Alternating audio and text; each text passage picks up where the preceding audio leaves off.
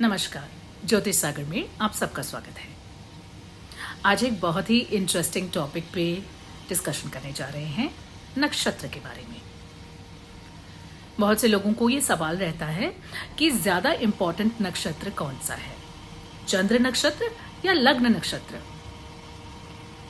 तो आज इस कंफ्यूजन को सॉल्व करने की कोशिश करते हैं। जिस भी नक्षत्र में चंद्रमा स्थित होते हैं आपके जन्म के समय पे, वो आपका चंद्र नक्षत्र बनता है। अब चंद्र क्या है? चंद्र है हमारा माइंड, हमारे इमोशंस, जैसा हम फील करते हैं, जो भी हम अंदरूनी तौर से महसूस करते हैं, उसके बारे में चंद्र हमें बताता है। तो जो भी हमारी इंटरनल फीलिंग्स हैं, हमारे इमोशंस हैं, हमारा बिहेवियर है, नेचर है, सोचने का तरीका है, वो सब हम चंद्र नक्षत्र से देखते हैं। तो फिर सवाल उठता है कि लग्न नक्षत्र से क्या देखते हैं? लग्न का अर्थ है आप खुद, यानी आपकी फिजिकल बॉडी। तो जो भी फिजिकल बॉडी आप लोगों के सामने दर्शाते हैं, जो भी एक्सटर्नल चीजें लोग देख पाते हैं, वो सब चीजें आपके लग्न से ही दिखती हैं। तो लग्न का नक्षत्र भी आपकी फिजिकल बीइंग के बारे में बताता है, यानी आपका रंग रूप कैसा होगा, आप देखने में कैसे होंगे, आप लोगों से किस तरह से डील करते हैं, आपकी किस तरह की इमेज है सबके सामने, ये सब आपका लग्न नक्षत्र बताता है। लेकिन यदि आपको किसी का इंटरनल माइंड देखना है या इंटरनल इमोशंस देखने हैं, तो उसके लिए आपको चंद्र नक्षत्र ही देखना है। अब ये तो हम सभी जानते हैं कि हमारा चंद्र नक्षत्र वो नक्षत्र होता है, जन्म के समय जिस भी राशि में हमारा चंद्र बैठता है, उसी के बेसिस पे हमारा चंद्र नक्षत्र डिसाइड किया जाता है। एक बहुत ही आप लोगों के द्वारा पसंद किया हुआ मेरा वीडियो नक्षत्रों के ऊपर, आप उसको देख सकते हैं, मैं लिंक में भी डाल दूंगी, जिसमें मैंने आसान तरीके से ये समझाया है कि किस तरह से आप अपने नक्षत्रों के तत्व जान सकते हैं और इजीली पता कर सकते हैं कि आपका जन्म नक्षत्र या फिर आपका चंद्र नक्षत्र कौन सा है। तो ये हम जानते हैं कि जो नक्षत्र हैं वो तत्वों पर बेस्ड हैं, यानी कि अग्नि, पृथ्वी, वायु, जल। तो इसका क्या अर्थ है? इसका अर्थ ये है कि यानी कि 1, 5, 9 राशि जो है वो अग्नि तत्व राशि है। तो 1, 5 और 9 यानी कि मेष, सिंह और धनु, इन राशियों में या तो केतु का नक्षत्र आएगा या फिर शुक्र का या फिर सूर्य का। तो फॉर एग्जाम्पल आपका जन्म हुआ मेष राशि में, उस समय चंद्र मेष राशि में थे, तो आपको ये चेक करना है कि आपके चंद्र की डिग्री क्या थी। उसी के बेसिस पे आपका चंद्र नक्षत्र डिसाइड किया जाता है। तो यदि किसी का जन्म हुआ है मेष राशि में, जिस समय चंद्र मेष राशि में थे, तो या तो उस व्यक्ति का नक्षत्र होगा अश्विनी या फिर भरणी या फिर कृतिका। इन तीनों में से ही एक नक्षत्र होगा, डिपेंडिंग ऑन द डिग्री चंद्र की। तो आपको चंद्र की डिग्री देखनी है, उसी हिसाब से आप अपने नक्षत्र को जान सकते हैं। तो आप वो वीडियो जरूर देखिए ताकि आप आसानी से समझ सकें कि कौन से तत्व में या कौन सी राशि में किन ग्रहों के नक्षत्र आते हैं। उसी तरीके से 2, 6 और 10 यानी कि वृषभ, कन्या और मकर, इन राशियों में या तो सूर्य के नक्षत्र आएंगे या चंद्र के या फिर मंगल के। और ऐसे ही जैसे हम वायु तत्व राशियों की बात करें, वो है मिथुन, तुला और कुंभ। तो ये वायु तत्व राशियां हैं। तो इन वायु तत्व राशियों में या तो मंगल का नक्षत्र आएगा या राहु का या फिर बृहस्पति का। और ऐसे ही जो जल तत्व राशियां यानी 4, 8, 12 यानी कि कर्क, वृश्चिक और मीन, इनमें या तो बृहस्पति का नक्षत्र आएगा या फिर शनि का या फिर बुध का। यानी कि हर एक 3-3 राशियां जो डिफरेंट तत्वों की हैं, उनमें 3 तरह के प्लैनेट्स के नक्षत्र हो सकते हैं। तो इसीलिए मैंने बोला कि आप मेरा वो वीडियो जरूर देखिए, आपको ये बात आसानी से समझ में आ जाएगी।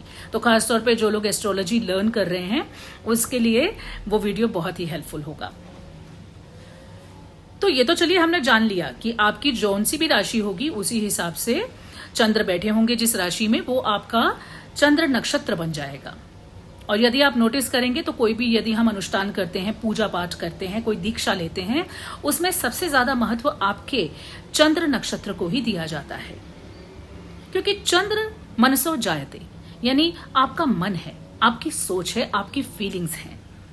इसलिए चंद्र नक्षत्र की जो इंपॉर्टेंस है वो बहुत जरूरी मानी जाती है।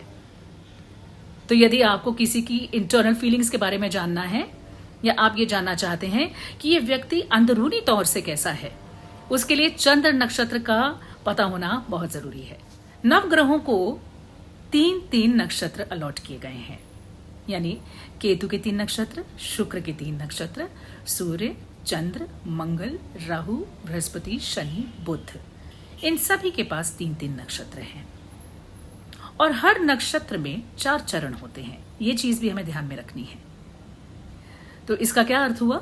इसका अर्थ ये हुआ कि यदि समझ लीजिए 2 दोस्त हैं और दोनों ही रोहिणी नक्षत्र के हैं, लेकिन दोस्त जो पहला है उसका जन्म रोहिणी नक्षत्र के पहले चरण में हुआ है और जो दूसरा दोस्त है उसका जन्म रोहिणी नक्षत्र के चौथे चरण में हुआ है, तो इन दोनों के behaviour, thought process, mental plane में डिफरेंस होगा।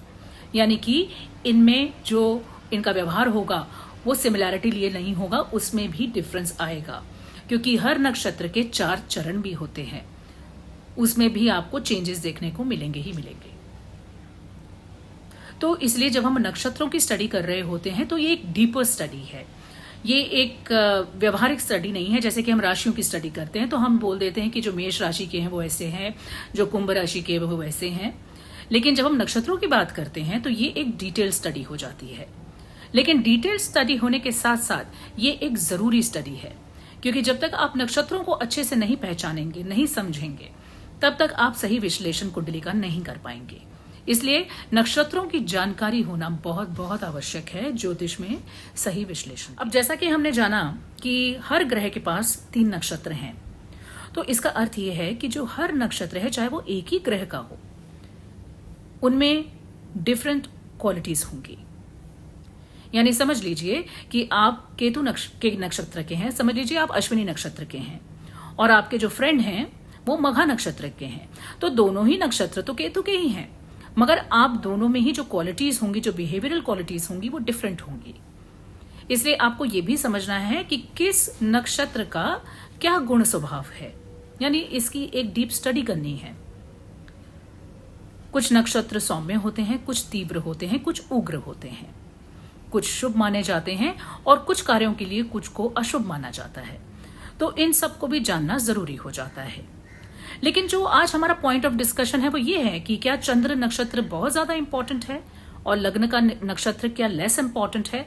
तो इस बात पे मैं यही कहना चाहूंगी कि सभी नक्षत्रों की अपनी अपनी इंपॉर्टेंस है। अब डिपेंड ये करता है कि आप क्या देख रहे हैं, आपका क्वेश्चन क्या है, आप किस चीज को खोज रहे हैं। यानी कि यदि किसी को अपने प्रोफेशन के बारे में जानना है तो उसको अपने जो 10th हाउस में नक्षत्र आ रहे हैं उनको चेक करना है। यदि आपको अपने मैरिज के बारे में जानना है तो 7th भाव में कौन सा ग्रह बैठा है या 7th भाव में कौन से नक्षत्र आ रहे हैं ये जानना है। यदि आपको अपने हेल्थ के बारे में क्वेश्चन है, यदि आपको अपने पर्सनल कुछ लाइफ के बारे में क्वेश्चन है, तो उसके लिए आपको लग्न से जुड़े नक्षत्र के बारे में जानना होगा। तो इसलिए ये कह देना कि कोई नक्षत्र किसी से ज्यादा इंपॉर्टेंट है, ये सही नहीं होगा। तो मुझे उम्मीद है आपको मेरे इस वीडियो से ये बात समझ में आई होगी कि हमारी कुंडली के सभी नक्षत्र हमारे लिए इंपॉर्टेंट होते हैं, डिपेंड करता है हमारा क्वेश्चन क्या है। लेकिन यस, बहुत सी चीजों में हमारा चंद्र नक्षत्र ही इस्तेमाल होता है। जैसा मैंने आपको बोला, पूजा पाठ, कोई अनुष्ठान, कोई दीक्षा, आपका गोत्र, ये सब चंद्र नक्षत्र पे आधारित है। तो आपको किसी के बारे में अगर जानना है इंटरनल वे में, तो चंद्र नक्षत्र का अध्ययन करना आपके लिए बेनिफिशियल हो सकता है। नक्षत्रों के ऊपर मैं और भी वीडियोस लाऊंगी। आप जरूर कमेंट बॉक्स में मुझे बताइएगा कि आप और किन विषयों पर वीडियोस देखना चाहते हैं। तो मुझे उम्मीद है आपको इस वीडियो से मदद मिलेगी, और आपके समय के लिए आपका बहुत बहुत धन्यवाद। लाइक करें, शेयर करें, सब्सक्राइब करें मेरे चैनल को, और मैं मिलती हूं आपसे अगली बार। सर्वसिद्धिरस्तु। ओम नमः शिवाय।